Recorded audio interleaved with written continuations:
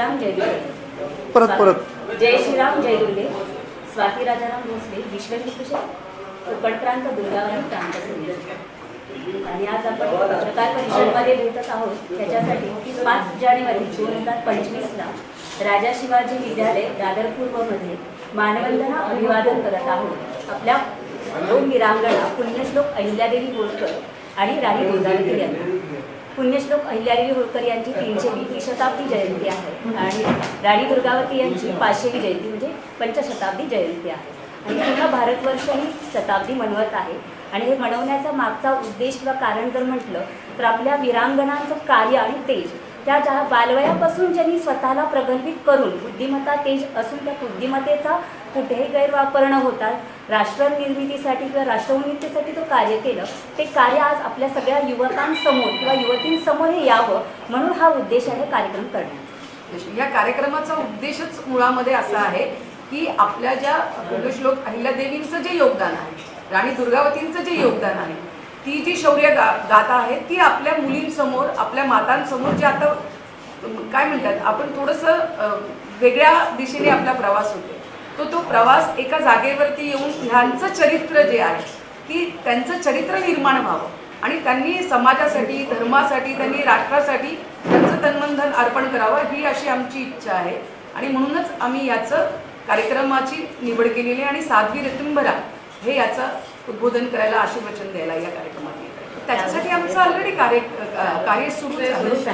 आमचे बालसंस्कार सुरू आहेत, आमचे सत्संग सुरू आहेत, शाळांमध्ये जाऊन आमचे बालसंस्कार सुरू आहेत. त्यांच्यामुळे कुठेच थांबले नाही. रामायण आहे, महाभारत आहे, आमची पाठ्यपुस्तक आहेत, ती घेऊन आम्ही शाळांपर्यंत जातोय. आम्ही त्यांची आपल्या जे संस्कार आहेत ते आम्ही देण्याचा प्रयत्न करतो. हे तर आणि चालूच आहे. आता मागील वर्ष समन्वय म्हणजे 2024चं मी सांगते तर पूर्ण 2024मध्ये अखिल भारतीय महिला समन्वय संमेलनं झाली जागोजागी आणि पूर्ण अखिल भारतीय झाली आणि सगळ्यांनी मिळून त्याच्यामध्ये महिला सक्षमीकरण, आपली सुरक्षा, राष्ट्राप्रती आपलं असलेलं दायित्व आपल्याला फक्त राष्ट्राकडून घेणं माहिती, सरकारकडून घेणं माहिती. कुठलाही जर का आपण बघितलं तर आपला उद्देश आपण येतो कुठे, प्रशासन ने हमें क्या दिया, तर असं न करता राष्ट्रासाठी तू काय दिले, समाजासाठी तू काय दिले, धर्मासाठी तू काय दिले. आमचा हाच महत्त्वाचा प्रश्न आहे की जोपर्यंत आपण देत नाही आपल्याला मागण्याचा अधिकार नाही. तुमच्या धर्मादाय संस्थेमध्ये जर का गेलात तर रोज नवनवीन संघटना जन्माला येतात आणि रोज नवनवीन संघटना मरत आहेत. पण विश्व हिंदू परिषदेला आज षष्टीपूर्ती सुरू आहे. 60 वर्ष आपल्याला झालेली आहेत. कुठलीही संघटना चांगली जर का त्याची उद्देश नसतील तर ती जिवंत राहू शकत नाही. कारण विश्व हिंदू परिषदेने नेहमीच राष्ट्र सर्वोपरी आणि हिंदू धर्म सर्वोपरी आणि याच्यासाठीच काम केलेलं आहे. तर म्हणूनच मला असं वाटतं की या सगळ्या तुम्ही जे सभ्यता तुम्ही जे म्हणताय त्याच्यामध्ये हे सगळंच आहे. सांघिक संकल्पना आहे, सांघिक विचार आहे की आपल्याला एक प्रेरणात्मक ऊर्जा जास्तीत जास्त महिलांपर्यंत पोहोचवायची ही एक संकल्पना घेऊन आम्ही चाललोय.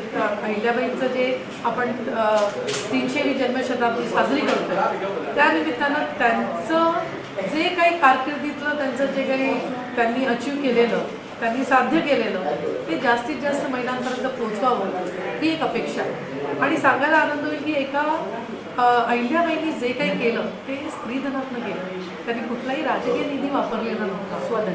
म्हणजे जर एखाद्या महिलेने मनात आणलं तर ती समाजामध्ये किती आमूलाग्र बदल घडवू शकते हे जास्तीत जास्त महिलांपर्यंत पोहोचवण्याचा, त्यांना सक्षम करण्याचा, त्यांना विचारांनी आणि इतर गोष्टींनी सशक्त करण्याचा हा एक प्रयत्न आहे. एक अंदाजे किती महिला या कार्यक्रमामध्ये सहभागी होतील असं तुम्हाला वाटतं? आम्ही सुरुवातीपासून समजा 5000चा आकडा आम्ही सांगतो. अपेक्षा आहे की त्या दिवशी अधिकाधिक महिला येतील. आणि जसं तुम्हाला सांगितलेलं तसं तुमच्या माध्यमातून देखील हा आकडा जो आम्ही 5000चा मातृशक्ती आणि दुर्गावहिनीचा म्हणतोय तुमच्या माध्यमातून देखील आम्हाला निश्चित आशा आहे.